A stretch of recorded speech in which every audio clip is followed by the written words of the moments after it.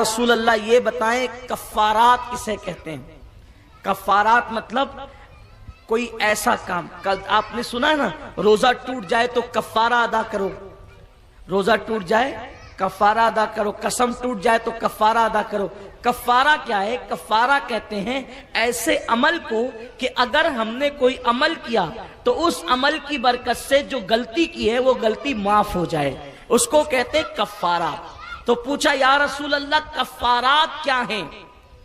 یا رسول اللہ کفارات کیا ہیں؟ اب دیکھیے اسرافیل علیہ السلام پوچھ رہے ہیں یا رسول اللہ کفارات کیا ہیں؟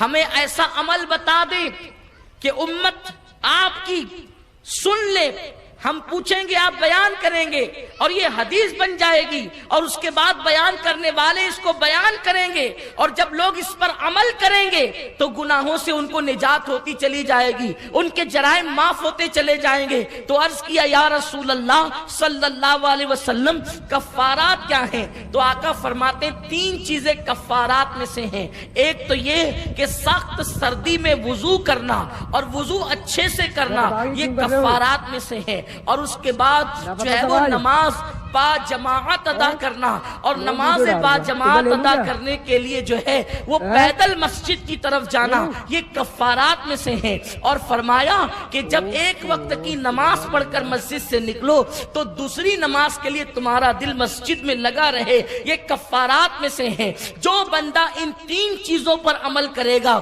اس کی دنیا کی زندگی بھی بڑی حسین گزرے گی، اس کی دنیا کی زندگی بھی بڑی خوبصورت گزرے گی، اس کی زندگی بڑی حسین و جمیل ہوگی۔ آقا کریم صلی اللہ علیہ وسلم فرماتے ہیں جب وہ دنیا سے جائے گا تو اس طریقے سے جائے گا کہ ماں کے پیٹ سے پیدا ہوا، یعنی ان تین چیزوں پر عمل کرنے والا بندہ دنیا سے جائے گا تو اس کے نامہ اعمال کے اندر کوئی گناہ موجود نہیں ہوگا، سارے گناہ اس کے معاف ہو چکے ہوں گے۔ میرے پیارے آقا علیہ السلام کے پیارے دیوانوں، کتنی بڑی فضیلت کی یہ تین چیزیں، لیکن کیا یہ تین چیزیں ہمارے اندر موجود ہیں؟ کیا یہ تین باتیں ہمارے اندر موجود ہیں؟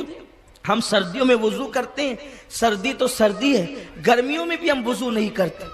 ہمارا حال یہ ہے ہم گرمیوں کے اندر بھی وضو نہیں کرتے۔